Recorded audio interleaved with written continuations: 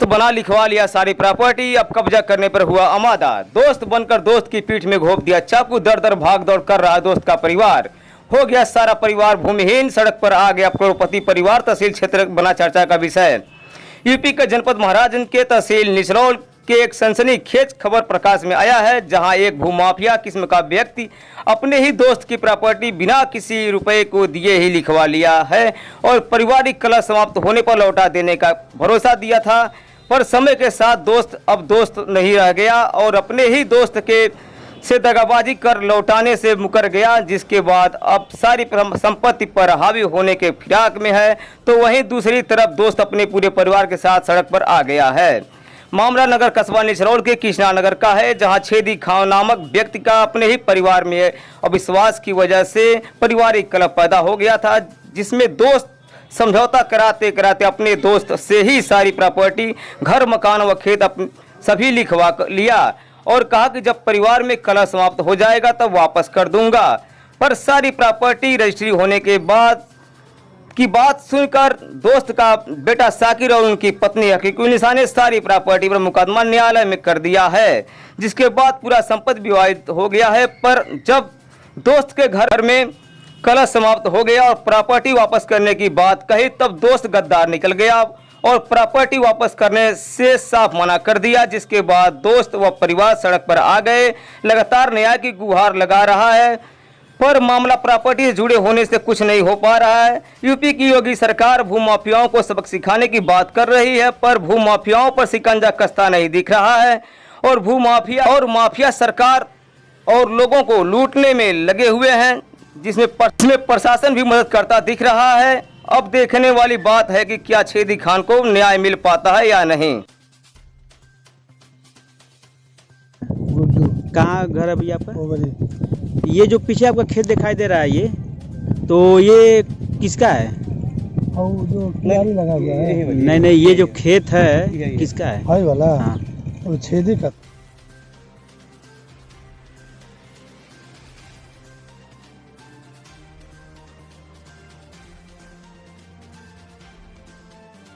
क्या नाम है चाची आपके? हकीकुन्निसा। कहाँ घर है? ना एक नचलौल। का मामला भइल बा आपके? मामला यह भइल बा जे मन खेते पर गईनी त खुर्से ठेकेदार गईला परिवार लेके त धकेले उकेले लगला आ कहला जे मेरा जान से मार दे तो के जा। काहे खेत आप लिखले बनी का खेतवा में? नहीं, हम नहीं लिखले। तब कैसे कहत ना मारे? अरे अब दबा तू भाई जे केहू दबा के कह सकला। अच्छा, तो उगल ना का खेतवा आपके? हाँ। का कहत रहना? यह कहला जे हम जान से मार दे, खेत हमारे हम बोअब, हम कहीं हमारे हम बोअब, कल हम जान से खेत में मार दे। तो इस समय के कर मतलब वहाँ कब्जा बाटे? आईनी से हम बोले बनी। अच्छा, आपके बा? हाँ। अच्छा, कुछ लिखा पढ़ी भइल का?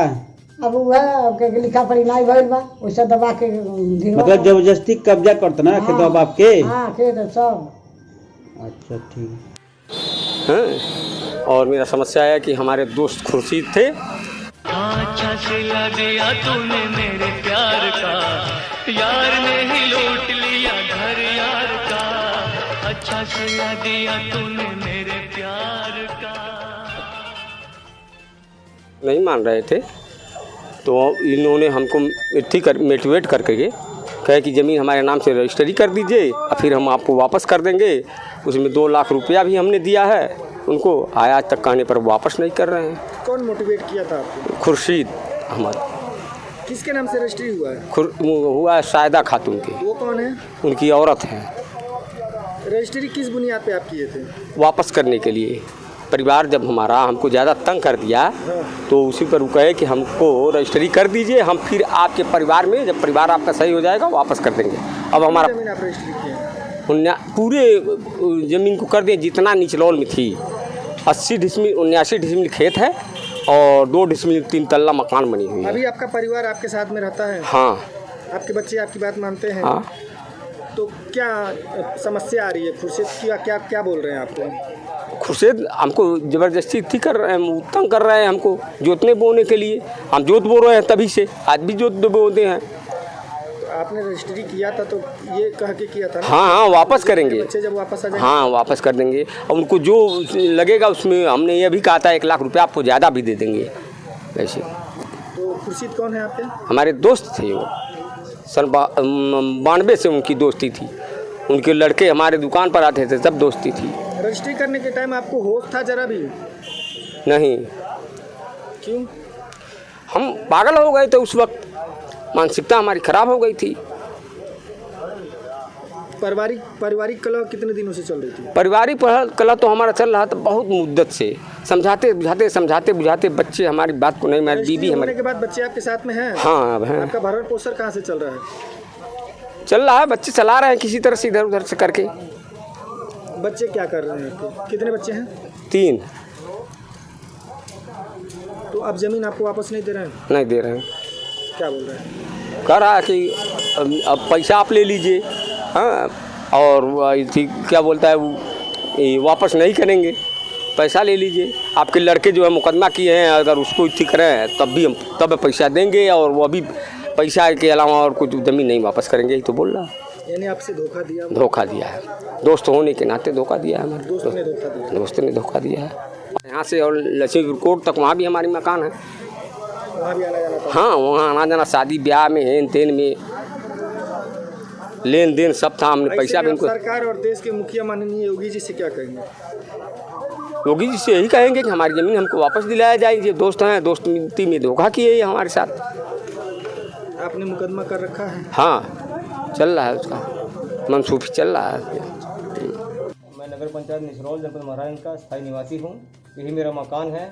मामला ये है कि खुर्शीद अहमद जो मेरे पिता के पुराने मित्र थे, उन्होंने मेरे पिता को गुमराह करके मेरे पिता के नाम से सारी संपत्ति जितनी थी सभी संपत्तियाँ अपनी पत्नी के नाम से बनामा करा लिया, और बाद में जानकारी होने पर हम लोगों ने इसमें आपत्ति लगा दिया, जिसका मुकदमा दीवानी न्यायालय में भी चल रहा है मनसूखी का। और मेरे पिता ने भी स्वयं मनसूखी का मुकदमा दीवानी न्यायालय में खुर्शीद अहमद और उनकी पत्नी के नाम से किया है।